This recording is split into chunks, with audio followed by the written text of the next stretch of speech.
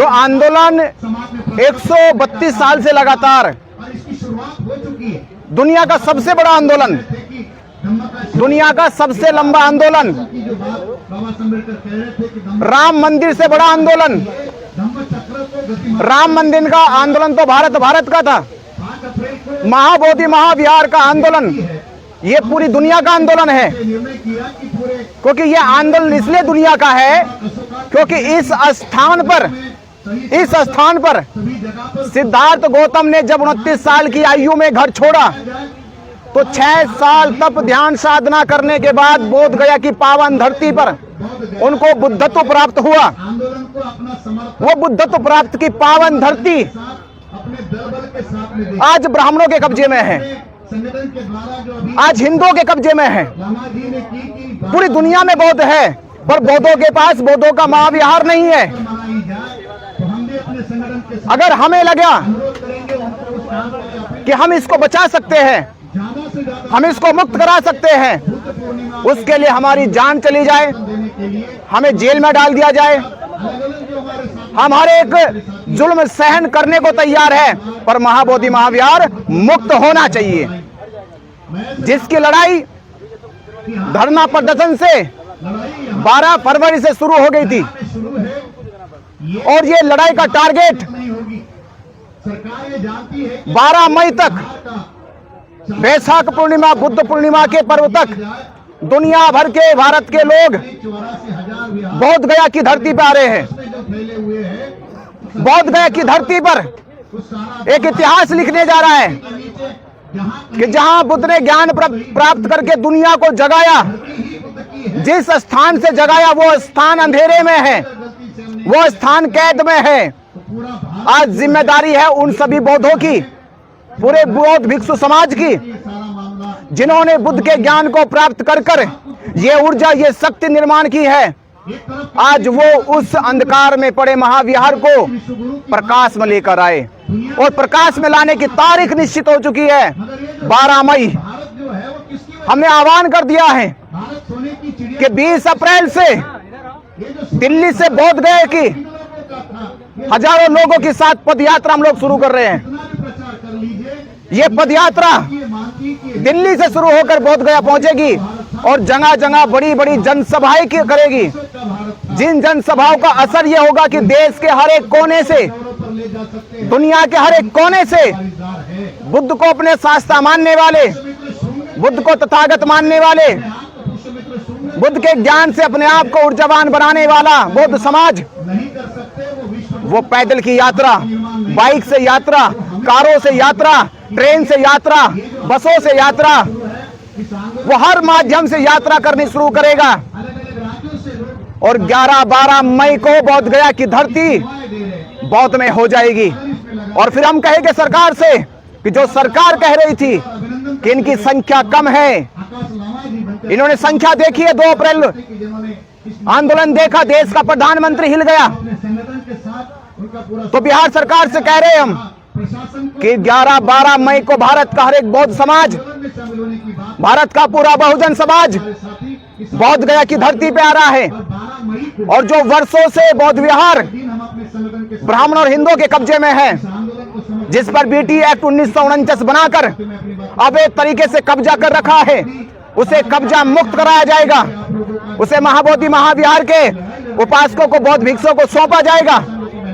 और मैं आपसे यही अपील कर रहा हूं, जिन लोगों ने इस वीडियो को देखा कि किस तरह से ब्राह्मण पंडितों के साथ हमारा वार्तालाप हुआ है, किस तरह से उनके साथ हमारी चर्चा हुई है, उन्होंने उसके खिलाफ हमारे जाके मुकदमे दर्ज कराए, जेल भिजवाने की तैयारी करी।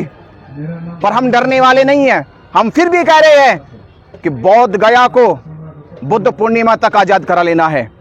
और ये आजादी होगी जब आप अपने घर से निकलेंगे, अपने शहरों से निकलोगे, अपने राज्यों से निकलोगे और 11-12 मई को लाखों की संख्या बोध गया में पहुंच जाए। कुछ नहीं बनते जी, महाविहार को बचाते बचाते खुद कानूनी शिकंजे में फंस गए आप। ये छोटे बड़े शिकंजे महाबोधि महाविहार के आंदोलन को और गति देंगे और शक्ति देंगे। आप देखिए, कल एक आप थे, समता आवाज खड़ी थी, बस समता आवाज ने दिखाया, धाकड़ टीवी ने दिखाया ढाकर टीवी की आवाज, जहां 2 चैनल की आवाज थी, आज आवाज देखो कितनी हो गई है। ये आंदोलन कम होने वाला नहीं है, ये जेल में जाकर आंदोलन रुकने वाला नहीं है, बल्कि बढ़ने वाला है। और बाबा साहब अम्बेडकर जी कहते थे कि आजादी की लड़ाई, हक की लड़ाई कुर्बानी मांगती है। आप एक कुर्बानी दोगे, 1 लाख लोग तैयार आ जाएंगे। एक जेल जाएगा, 100 लोग जेल का ताला तोड़ के बाहर आ जाएंगे। तो वो बात कह रहे हैं कि तुम मुझे खून दो, मैं तुम्हें आजादी दूंगा। सुभाष चंद्र बहुत वाली भाषा बात कर रहे हैं आप तो। नहीं, हम ये कह रहे कि आप साथ दो, महाबुद्ध विहार हम आजाद देंगे। आप साथ दो, बस साथ चाहिए,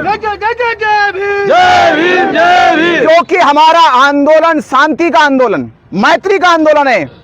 पर हम 2 चीज जिक्र करेंगे, बुद्ध की शांति और अशोक की क्रांति भी हमारे साथ है। हिंसा कराओगे देश में? क्रांति का मतलब हिंसा नहीं है, बदलाव है। मारकाट कराओगे? बदलाव है। अरे हिंसा तो वो लोग करते हैं जिनको खतरा है, जो भयभीत है, जिनके पास लड़ने की कोई ताकत नहीं है। हमारे पास तो ताकत है, हमारे पास तो बुद्ध है, हमारे पास तो बाबा साहब अम्बेडकर है। अरे बाबा साहब अम्बेडकर ने बिना किसी का रक्त बहे पूरे देश को बदल दिया, पूरे देश का संविधान बदल दिया, पूरे भारत को एक नई चेतना दे दी। हम उनके बच्चे हैं, उनके पुत्र हैं। तो मैं कहूंगा ये क्रांति का दौर है, और क्रांति के दौर में परिवर्तन होगा, महाबोधि महाविहार मुक्त होगा। नहीं करेंगे ब्राह्मण, ब्राह्मण अगर नहीं करेंगे तो ब्राह्मण को खदेड़ दिया जाएगा। 4 कदम आगे की सोचता है। देखो, ब्राह्मण हमसे 4 सोचे या 6 सोचे, पर जब बदलाव होता है तो सारी सोचना विचारना धरा का धरा रह जाता है। जब बनते जी एक बात और कही जाती है कि जब भगवान बुद्ध ने पहली धम्म देशना की थी 5 भिक्षुओं को, जब उन्होंने देना थी सारनाथ में, वो 5 ब्राह्मण थे। ये केवल तथाकथित लोगों ने शास्त्रों में लिखा, ये उन लोगों ने लिखा जो लोग खुद ब्राह्मण थे। क्योंकि जब बुद्ध के धम्म का शास्त्र लिखा गया, अनुवाद किया गया, तो अनुवाद करते समय लिखने वाले लोग ब्राह्मण थे। इसलिए उन्होंने जिक्र करा, क्योंकि हमने देखा कि हमारे भारत के साहित्यों में, शिक्षा के क्षेत्र में पहले यही लिखा गया, गरीब ब्राह्मण, विद्वान ब्राह्मण, चतुर ब्राह्मण, होशियार ब्राह्मण, तो बुद्ध के शिष्य भी ब्राह्मण। अरे ब्राह्मणों को से बुद्ध की शिक्षा का मतलब नहीं, वो सब श्रावक हैं। तो बंदे जी एक सवाल मेरा रहेगा कि भगवान बुद्ध ने ब्राह्मणों के गुण क्या बताए हैं? देखिए, तथागत बुद्ध कहते हैं कि मेरी नजर में वो श्रेष्ठ है। वो ब्राह्मण भी कहते हैं, पंडित भी कहते हैं, महापंडित भी कह रहे, महाविद्वान भी कहते हैं कि उसके पास 3 गुण होने चाहिए। 3 गुणों का धनी होना व्यक्ति ही श्रेष्ठ भिक्षु है, श्रेष्ठ ब्राह्मण है, श्रेष्ठ वो पंडित है। वो 3 गुण क्या है? पहला गुण है वह चरित्रवान होना चाहिए, उसके चरित्र की खुशबू उतनी होनी चाहिए कि वह दुनिया को प्रभावित कर सके। दूसरा गुण बताया बुद्ध ने कि दूसरा गुण उसके पास सत्यम ज्ञान होना चाहिए। सत्यम ज्ञान जो उसने खोजा हो, जो उसने पाया हो, जो उसने प्राप्त किया हो। तोता वाला ज्ञान नहीं कि रट लिए शास्त्र, रट रट के कथा कहानियां सुनाने लगे। संबोधि का ज्ञान होना चाहिए, वह श्रेष्ठ ब्राह्मण है, वह श्रेष्ठ भिक्षु है।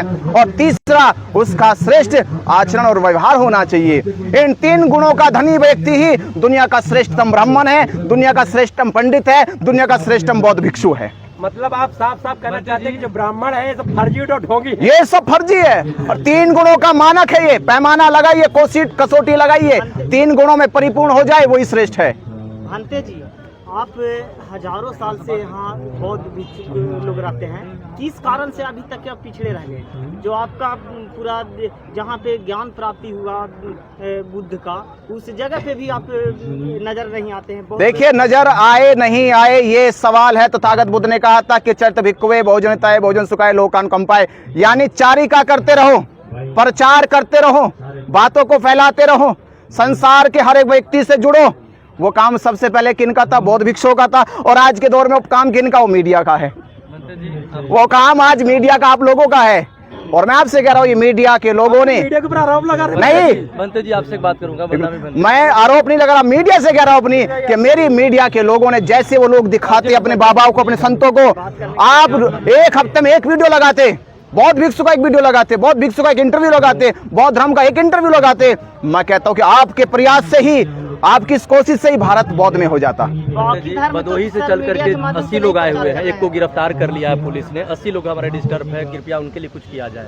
अब आप देख रहे, सुन रहे, आप पूरी पुलिस ने हमारे आने वाले लोगों को हाँ। एक आदमी गिरफ्तार कर लिया, पर ये घबराने की जरूरत नहीं है। अरे भाई जेल ही तो जाना है, जेल ही तो जाना है। तथागत ने कहा सर फूट जाए तो धम्म का प्रचार करना बंद मत करना, आपके ऊपर तलवार खड़ी हो जाए तो धम्म का प्रचार करना बंद मत करना, आपकी जान भी चली जाए तो धम्म का प्रचार करते हुए डिगना मत, निरंतर करते रहना। हम वो हौसला लेके खड़े हैं। जेल डालो, मुकदमे लगाओ, मार दो, गोली चलाओ, डंडे चलाओ, तलवार चलाओ, पर यह आंदोलन चलता रहेगा जब तक मां बोधि महाविहार मुक्त ना हो जाए।